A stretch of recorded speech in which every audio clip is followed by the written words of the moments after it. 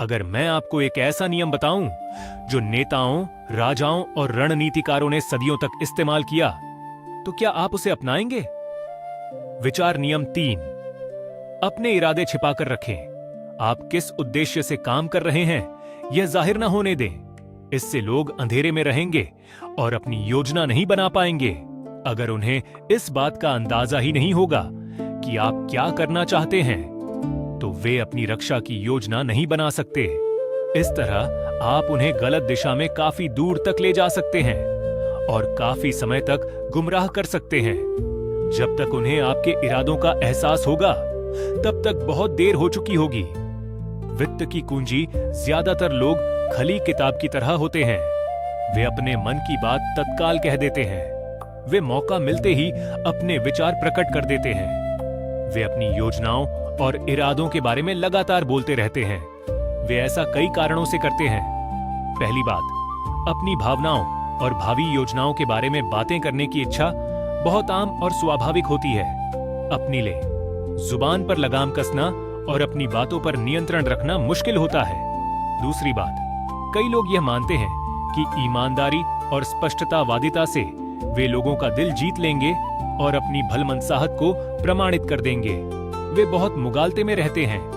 ईमानदारी दरअसल एक भौंतरा हथियार है जिससे कटता कम है, खून ज्यादा बहता है। आपकी ईमानदारी से लोगों को चोट पहुंचने की संभावना ज्यादा होती है। इसलिए समझदारी इसी में है कि शब्दों को नाप तौल कर बोलें।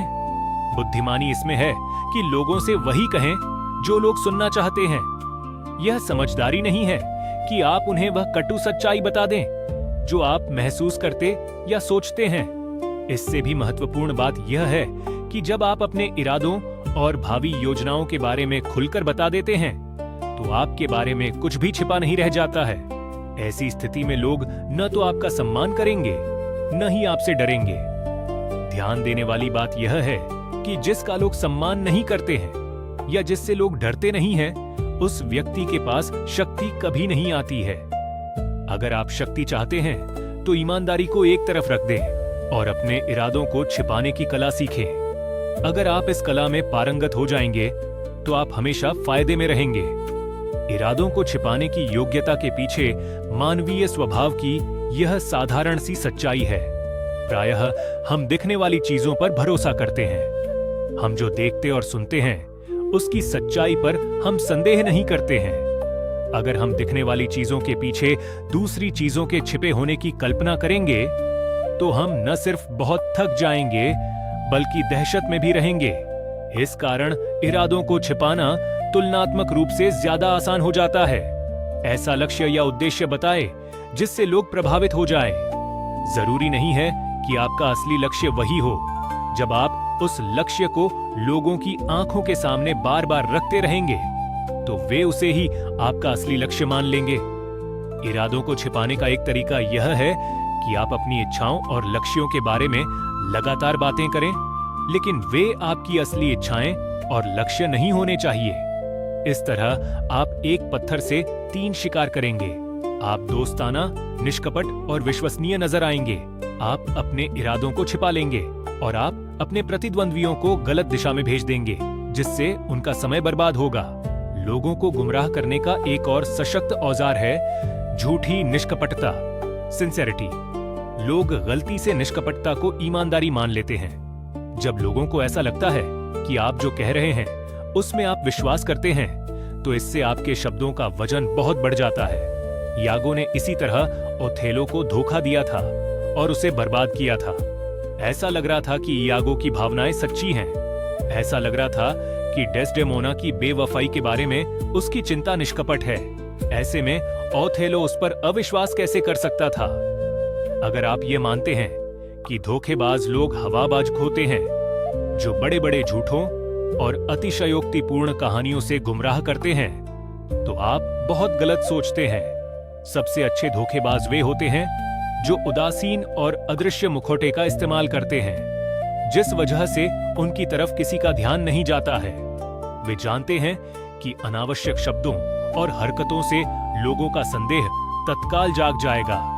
इसलिए वे अपने लक्ष्य को सामान्य, जाने पहचाने और मासूम शब्दों के पीछे छिपा लेते हैं।